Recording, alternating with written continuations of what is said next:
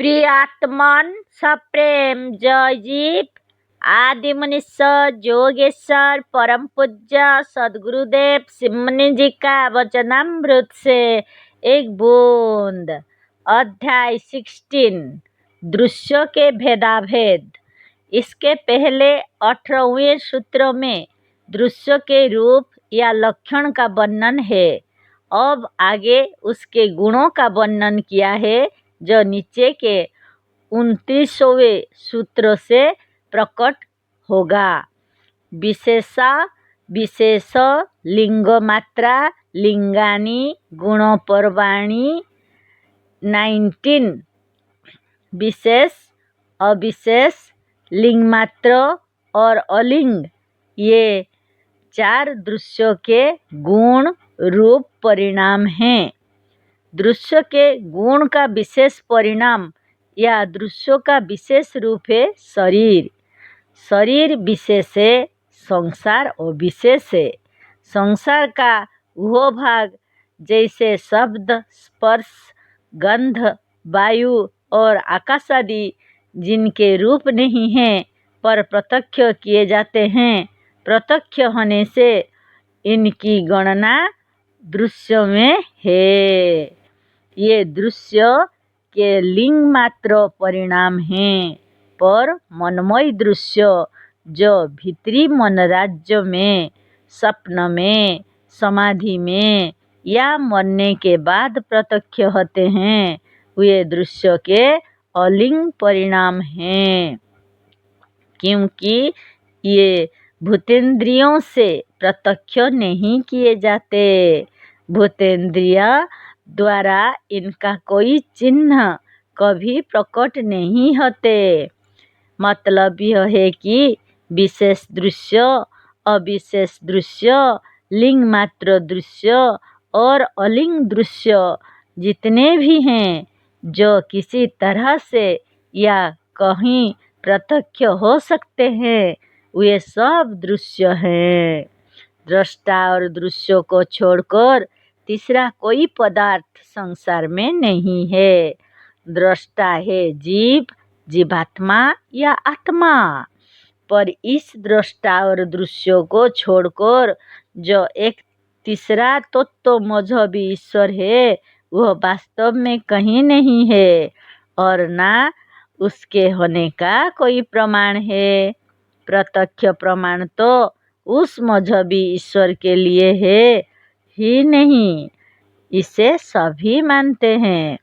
अनुमान आदि प्रमाण भी उसी के लिए होते हैं जिसका कहीं पर किसी ने कभी किसी काल में प्रत्यक्ष किया हो। जैसे आम के बीज से आम को उत्पन्न होते हुए देखकर जब हम कहीं दूसरे जगह जाते हैं और एक बड़े आम के वृक्ष को देखते हैं, तो यद्यपि उसे आम के बीज से उत्पन्न होते हुए हमने प्रत्यक्ष नहीं देखा, पर देखे हुए आम के वृक्षों को आम के बीज ही द्वारा उत्पन्न होते हुए देखकर इस विदेश वाले बड़े आम के वृक्षों के विषय में भी यही अनुमान होता है कि यह भी आम ही के बीज से उत्पन्न हुआ होगा। यही अनुमान प्रमाण है। यह अनुमान पहले वाले प्रत्यक्ष के आधार पर ही होता है। अतः जो इंद्रियों के परे माना जाता है, जिसे किसी ने कभी किसी इंद्रियों द्वारा प्रत्यक्ष नहीं किया, वह ईश्वर केवल कल्पना मात्र है और असत्य है। जिसका कोई प्रमाण नहीं है, उसे मानना मूर्खता है। दृश्य वस्तु के अलावा यदि किसी का प्रत्यक्ष होता है तो वह दृष्टा स्वयं है और कोई नहीं। दृष्टा दूसरों को भी देखता है और अपने को भी जानता है कि मैं हूँ। वह खूब जानता है कि यदि मैं ना होता तो दूसरों को कैसे जानता और प्रत्यक्ष करता। जो मनुष्य दूसरों को देख रहा है, जान रहा है और सोच रहा है वह स्वयं नहीं है, ऐसा कोई नहीं मान सकता।